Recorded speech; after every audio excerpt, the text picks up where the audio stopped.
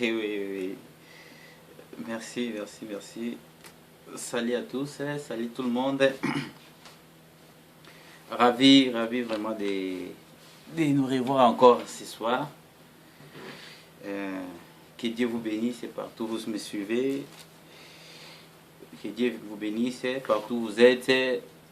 Je suis vraiment très heureux de vous revoir ce soir. On est déjà ici chez nous. Il fait déjà 23h16. Je crois que parler de Dieu, nous allons prendre quelque chose un peu de la part de Dieu, quelques exhortations sous forme d'un enseignement qui va nous soutenir, qui va nous faire aussi du bien vraiment de la part de Dieu. Je suis vraiment touché de passer ces messages et de partager vraiment, parce que c'est la mission que Dieu nous a donnée, de parler de sa part, et c'est une bonne chose. Alors, et j'avais l'autre fois fait une vidéo, c'était à Lingala, et d'autres personnes m'ont donné un peu de remarques et m'a dit que non, on peut le faire en français, mélanger avec Lingala et d'autres langues, ça va me faire du bien. C'est pour cela que je m'efforce un peu de parler le français. Vous savez que, comme on dit dans Coma Pénate nommé, par la grâce de Dieu, vraiment, je sais que ça ira bien. Encore une fois de plus, que Dieu vous bénisse. Partout vous me suivez, de tous les coins du monde, dans tous les coins du monde, là où vous êtes, et que Dieu vous bénisse. Oui, aujourd'hui, nous allons partager un petit sujet, mais qui est vraiment très important, qui est vraiment la base de nous, les chrétiens, parce que vous voyez que on est des chrétiens, et il faut que nous savions notre origine, notre source et des principes qui nous sont importants. Ça va vraiment nous aider à évoluer et à se repérer, à s'identifier dans les Seigneurs, c'est ça vraiment. Le sujet que nous allons partager ce soir, c'est les châtiments qui nous donnent la paix. Et je sais que les lecteurs de Bible, là où vous êtes déjà, vous saviez déjà où nous sommes. Donc lorsque j'ai donné déjà ce petit sujet-là, vous savez déjà là où nous sommes, les châtiments qui nous donnent la paix. Et ces textes-là, nous allons les prendre dans le pitre, dans les livres plutôt d'Ésaïe 53. C'est la prophétie du prophète Ésaïe qui avait prophétisé à propos de la venue de Christ et à propos des souffrances de Jésus-Christ. Ésaïe 53,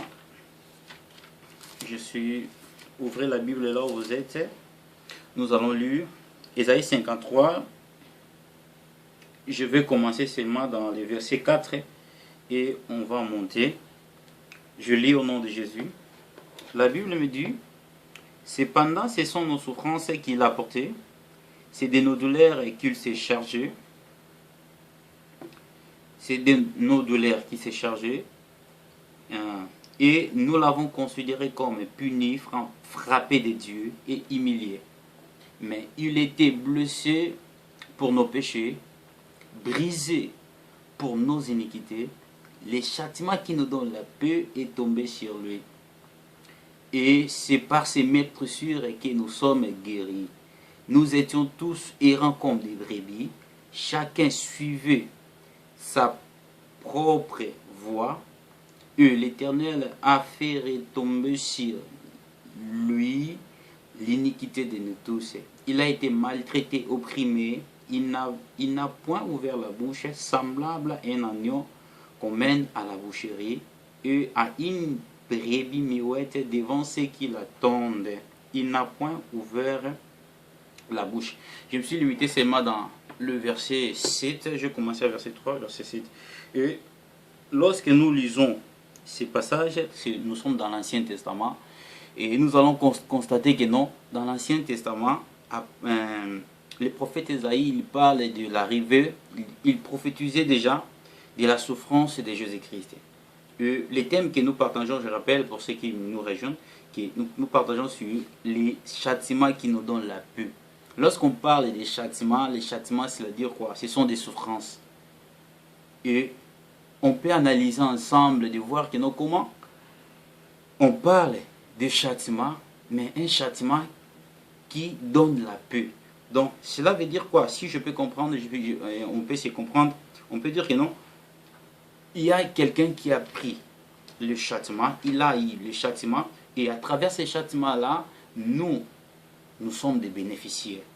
Donc, on parle de Jésus, parce que Jésus-Christ est sur la croix, il a eu nos souffrances, il a porté nos soucis, il a porté nos châtiments, il a eu des coups, il a subi des souffrances pour que nous, en retour, nous soyons en bonne santé, pour que nous, en retour, nous soyons des hommes, des chrétiens comme nous sommes aujourd'hui, pour que toi, tu sois ce que tu es aujourd'hui, pour que tu vis dans la liberté, pour que tu sois appelé un enfant de Dieu, homme de Dieu, comme on t'appelle là.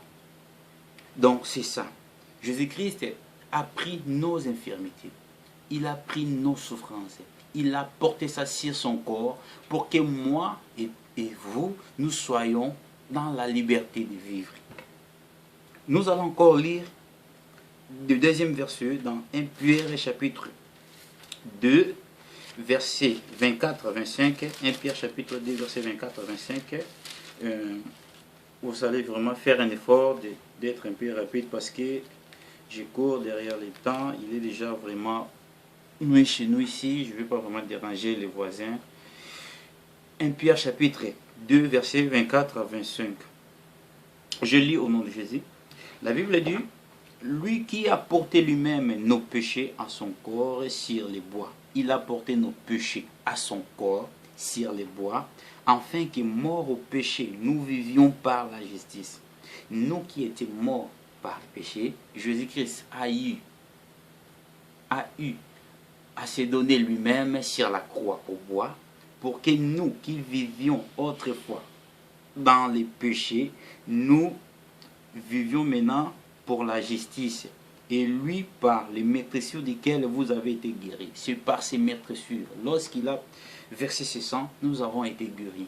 Et la guérison ici, ce n'est pas seulement la guérison des maladies, mais c'est la guérison aussi spirituelle par rapport au péché. Parce que quelqu'un qui est dans les péchés, c'est quelqu'un aussi qui est malade. Le péché, c'est aussi la maladie. Donc lorsque quelqu'un est un pécheur, c'est quelqu'un malade.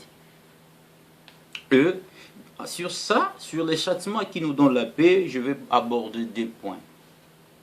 Des points qui sont deux points très importants que nous allons aborder. Je crois que si Dieu va nous aider, on va parler du premier point. Au deuxième vidéo, nous allons parler encore du deuxième point. Ça va vraiment nous aider. Je ne vais pas vraiment aller très rapide. Je vais être vraiment un peu ouvert et clair pour que nous puissions comprendre de quoi est-ce qu'on parle. Premier point, prenez les cahiers et le bic parce qu'on partage. C'est important d'écrire les vexures et les passages parce que c'est très important. C'est à travers ça que le Saint-Esprit va vous aider, va nous aider à se rattraper rapide et à bien faire l'étude. Le premier point, c'est le but principal de venue de Jésus-Christ. Le but principal de Jésus-Christ sur la terre. Pourquoi Jésus-Christ est venu sur la terre? Jésus-Christ est venu sur la terre. On dit quoi? Lorsque je méditais, je écris quelque chose et je dis: Dieu sait que les problèmes numéro 1 de l'homme, c'est le mal.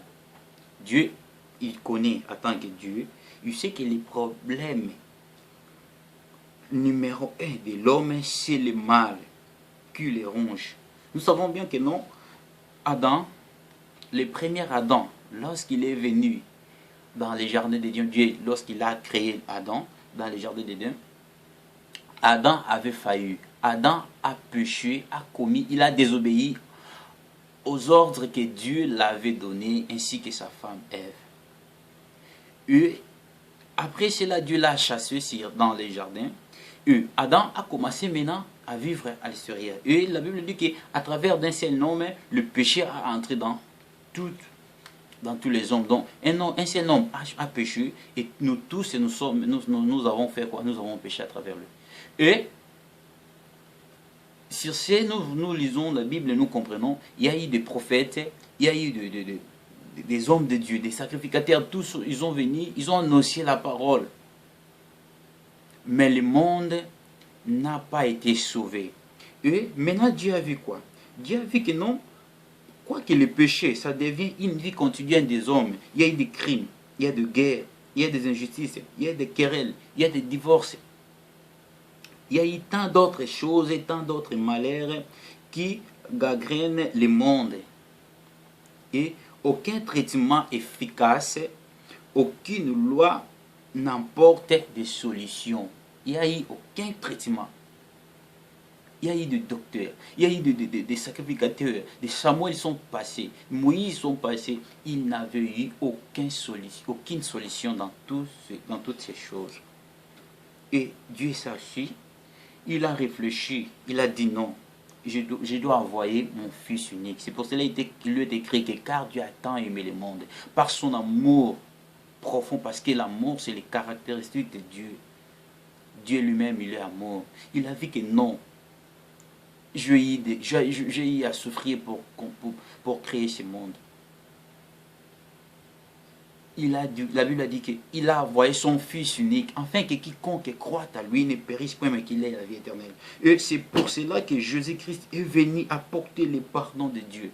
Jésus-Christ est venu apporter le pardon de Dieu. Jésus-Christ est le médiateur entre nous, les pécheurs que nous sommes, et Dieu, les saints. Comprenez? Il a souffert sa vie à la manière des sacrifices.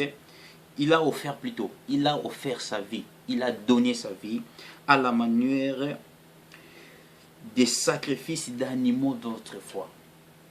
Jésus-Christ, il a donné sa vie à la manière des sacrifices des animaux d'autrefois. Cela veut dire quoi? Dans l'Ancien Testament, lorsque les hommes, bien un homme péchait, on faisait quoi? On prenait un anneau et on prend le péché de cet homme-là, on le met sur cet anneau-là. Et on va faire quoi? On va lui immoler. Et les sangs là, le péché, tous les péchés de cet homme et de ces hommes-là, vont être sur l'animal là. Et Jésus-Christ est maintenant, il mange des animaux, bien de l'animal d'autrefois. Et comme une victime volontaire et innocente pour prendre la place des hommes pécheurs et subir leur condamnation. Donc il est venu comme une victime volontaire, comme quelqu'un dont par sa volonté, par sa compassion, il s'est donné lui-même. Il a pris nos infirmités. Et comme un innocent, c'est pour cela un frère avait chanté une chanson là, des frères Thomas Lokofé. Innocent de mauvais, oh Jésus, toi qui n'as point commis les péchés, mais tu deviens pécheur, pour te viser tout bikaye. Mais tu deviens pécheur, pour te viser tout bikaye. Aïe, imolo lele, oh. Bah c'était na maboko, oh Jésus. Ikonga na mopandi, oh Jésus. Yeko asalaki na ye ata lisumu te, oh. Kashami komisaki lisumu, pour te viser tout bika. Donc il s'est fait pécher. Il a pris le corps de l'homme parce qu'il ne devait pas sauver le monde s'il n'avait pas le corps. Et c'est pour cela, la Bible dit qu'il est la parole faite chair. Donc c'est lui-même la parole, lui-même Dieu en personne. Il s'est fait un homme pour sauver le monde. Parce que tous, ils ont tout le monde qu'ils avaient envoyé, ils ont échoué. Et le but de Jésus, nous devons savoir que le but de Jésus, premièrement, le but de ces châtiments, qui nous donnent la paix, il était venu premièrement pour sauver le monde. C'est ça le but principal. Jésus-Christ est venu pour sauver le monde dans le péché. Il s'est donné comme un sacrifice volontaire, comme une victime, comme une innocente pour sauver le monde. Et nos péchés sont retombés sur lui pour que nous soyons maintenant de saints. Et on a fait maintenant le change Il nous a donné sa sainteté. Et nous lui avons donné nos péchés, nos souillures, nos saletés, nos comportements. Il a porté ça sur lui. Tu vois? Donc c'est ça. Le but principal de Jésus-Christ, c'est sur la terre. Et Jésus-Christ a apaisé la colère de Dieu. La colère que Dieu a vue pour le monde, c'est Jésus-Christ qui est venu. Il est venu pour apaiser la colère de Dieu et il a apporté la grâce au monde. Alléluia. Jésus-Christ a apporté la grâce au monde. C'est pour cela la Bible me dit dans Jean chapitre 1 verset 16 à 17. Qu'est-ce que la Bible dit? On va lire ça parce que je vous dis que non, on va aller un peu rapide, on fait l'étude ensemble. Jean chapitre 1 verset 16 à 17. La Bible dit: et nous avons tous récit de sa plénitude et grâce sur grâce. Nous avons tous récit de sa plénitude, grâce sur grâce. Car la loi a été donnée par Moïse. Moïse avait pris la loi. Dieu lui avait donné la loi. Que si quelqu'un pêche, vous allez lapider, vous allez faire ça, vous allez faire ça. La loi a été venue par Moïse. La grâce et la vérité sont venues par Jésus-Christ. Jésus-Christ est venu avec la grâce et la vérité. Jésus a apporté premièrement la grâce et deuxièmement la vérité. La grâce, pourquoi? Parce que lui-même il est la grâce. La vérité, parce que lui-même il est la vérité. Et Moïse, il a apporté la loi. Malgré la loi n'avait pas sauvé. Malgré il y avait la loi que si tu fais ça, tu es condamné. Si tu fais ça, on va te faire ça. Il n'y avait pas de changement. La situation s'empirait du jour au lendemain. Et c'est pour cela que Jésus-Christ est venu. Lorsque Jésus est venu, il a apporté maintenant la grâce et la vérité. Parce que dans la grâce, lorsque nous avons la grâce, nous sommes en paix. Parce que lorsque nous avons maintenant la vérité maintenant va nous conduire. C'est pour cela qu'il est écrit que vous connaîtrez la vérité et la vérité vous affranchira. C'est comme si maintenant vous êtes en train d'écouter la vérité qui est la parole de Dieu. Alléluia. Et la Bible dit dans Jean chapitre 1 verset 12, mais à tous ceux qui l'ont reçu et à ceux qui croient à son nom, elle a donné le pouvoir de devenir enfants de Dieu. Je vais parler quelque chose là. À tous ceux qui l'ont reçu, à ceux qui croient à son nom, elle a donné le pouvoir de devenir enfants de Dieu. Cela veut dire quoi? Jésus est venu avec la grâce dans le monde. Cela veut dire, à eux les pécheurs, eux les gens de culte, et tout le monde, et les colonnes, nous sommes tous sous la grâce. La vérité qui est de croire en Jésus-Christ. C'est pour cela que la Bible dit dans Jean chapitre 3, verset 35 à 36, que le Père aime le Fils et il a remis toutes choses entre ses mains. Celui qui croit au Fils a la vie éternelle. Celui qui ne croit pas au Fils ne verra pas la vie, mais la colère de Dieu demeure sur lui. Donc, c'est ça. La grâce est pour nous tous, mais la vérité est que nous puissions premièrement recevoir Jésus-Christ dans nos vies comme Seigneur et Sauveur. Vous comprenez? Donc, lorsque nous recevons Jésus-Christ comme Seigneur et Sauveur, c'est dans cette alliance-là, maintenant nous entrons dans l'alliance, dans la nouvelle alliance, nous entrons maintenant en communion avec Dieu, et maintenant Dieu est notre papa, il n'est plus notre Dieu, mais il est maintenant notre papa. Et nous avons maintenant le droit de l'appeler papa. Alléluia. Donc, Jésus-Christ est venu avec la grâce et la vérité. La grâce et la vérité nous enseignent à renoncer à toutes choses, à se repentir, à croire à Jésus-Christ pour que nous ayons la vie éternelle. J'aimerais s'adresser à quelqu'un qui me suit en ce moment. J'aimerais s'adresser à quelqu'un qui, jusqu'à présent, tu continues d'avoir dans la vie de débaucher, dans la vie de se moquer de gens, de critiquer les gens. Jésus t'aime. Jésus-Christ t'aime. Jésus-Christ te connaît. Jésus-Christ te parle maintenant à travers moi, son serviteur. De lui accepter. Accepte Jésus-Christ dans ta vie. accepte Jésus-Christ dans ta vie, reçois-le dans ta vie, il va changer ta vie. Parce qu'il est la grâce de Dieu. Il est le cadeau de Dieu pour le monde. Jésus-Christ est le cadeau de Dieu pour le monde. Parce que la décision, la vision et ce que Dieu pensait pour le monde, Jésus-Christ est venu, il a détourné ça à travers l'œuvre de la croix. Et quant à nous, notre devoir est de recevoir Jésus-Christ comme Seigneur et Sauveur.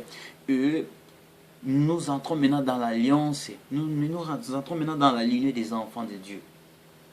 Donc répentez-vous, croyez à la bonne nouvelle, croyez, acceptez Jésus-Christ. Dieu que je t'accepte dans ma vie, je t'ouvre mon cœur, parce qu'il dit dans Apocalypse chapitre 3 verset 20, et voici que je me tiens à la porte et je frappe. C'est lui qui entendra ma voix ouvrira, j'entrerai chez lui, je mangerai, je soupirai avec lui. Donc si tu ouvres maintenant ton cœur, Jésus entrera dans ton cœur, il mangera avec toi, il sera ton protecteur, il sera ton conducteur, il va te conduire, il va t'épargner dans des dangers, il va tout faire, il sera tout pour vous. Ta vie ne dépendra plus de toi, mais il dépendra maintenant de Jésus. Donc c'est lui qui sera maintenant le maître de ta vie, il va contrôler tout. Quel que soit ça vient, quelque chose peut venir la nuit ou le jour, il sera là pour te protéger. Alléluia. Accepte Jésus dans ta vie. Si tu lis dans la Bible, je crois dans Actes chapitre 9 comme ça. La Bible nous montre qu'il y avait quelqu'un qui était persécuteur au nom de Paul. Paul, c'était un persécuteur de l'Église. Il persécutait les hommes de Dieu. Il marchait dans une vie là qui n'était pas bonne. Mais c'est quelqu'un qui avait la connaissance de la parole de Dieu. C'est quelqu'un qui avait étudié chez Gamaël. Il avait la connaissance, il avait l'intelligence, mais il ne savait pas, il n'avait pas Jésus, il n'avait pas reçu Jésus. Il combattait les croyants, les chrétiens qui avaient accepté Jésus. Et la Bible dit qu'un jour, dans les chemins de Damas, il partait pour aller persécuter eux. Il a croisé Jésus en route. La Bible dit qu'il y a eu une lumière qui s'est resplendue. Il y a eu une lumière qui l'avait frappé aux yeux. Il n'avait pas pu le saisir.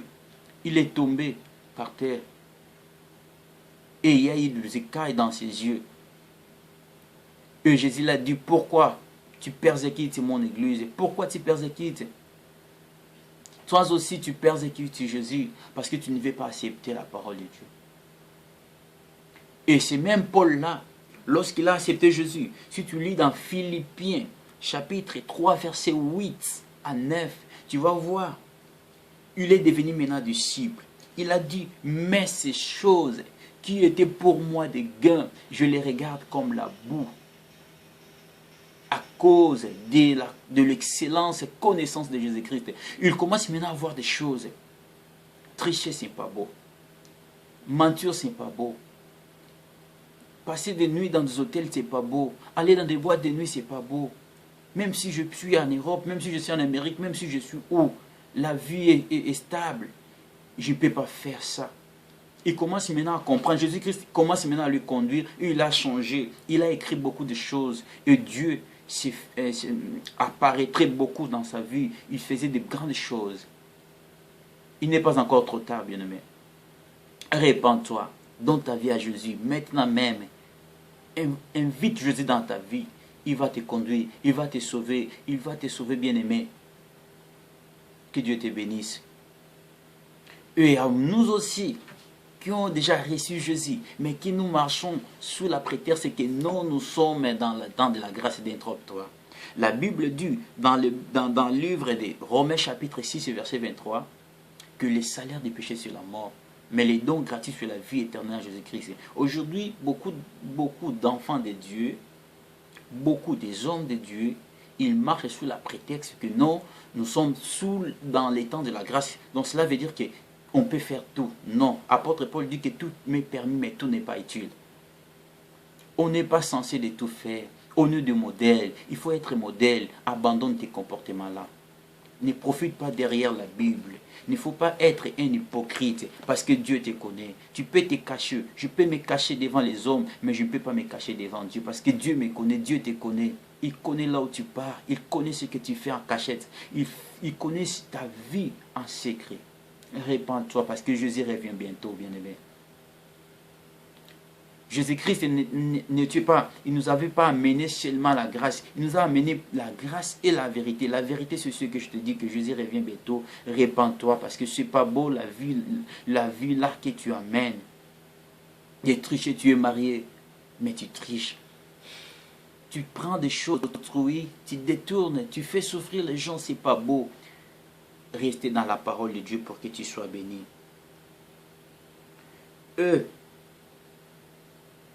Tu vas encore méditer dans les livres des 1 Corinthiens chapitre 15 verset 56. C'est là aussi que tu vas prendre quelques éclaircissements sur la vie des péchés, les conséquences des péchés.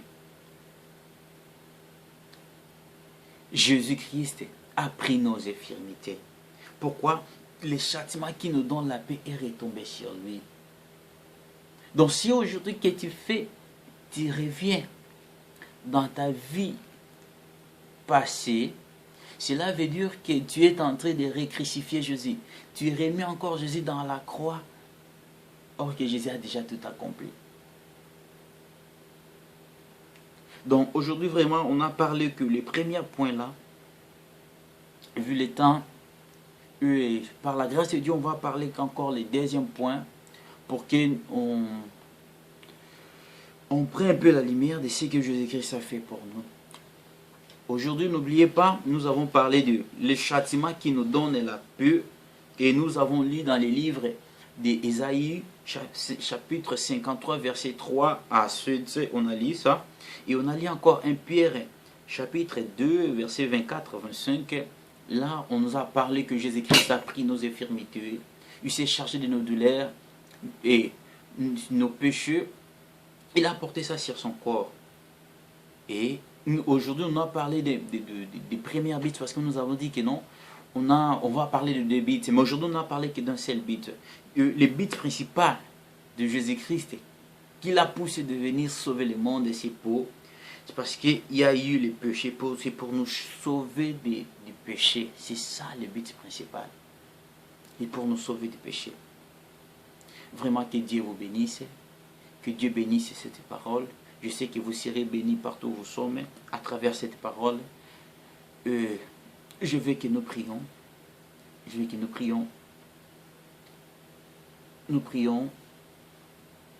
Éternel Dieu Tout-Puissant, nous te bénissons pour cette parole que tu nous as donnée, Jésus-Christ. Sois béni, le Dieu d'amour, le Dieu Tout-Puissant Père. Il est écrit que ta parole ne sort pas, Seigneur mon Dieu, mon roi, comme la pluie, sans pour autant, Seigneur, arroser. Je sais qu'à travers cette parole, ça a touché quelqu'un, ça a changé la vue, la marche de quelqu'un, Seigneur, ça a interpellé la conscience de quelqu'un qui est chrétien, ça a interpellé la conscience de quelqu'un qui est païen, Seigneur, mon Dieu, moi, qui doit accepter Jésus-Christ, il l'a accepté, Seigneur. Gloire à toi, Seigneur Dieu Tout-Puissant.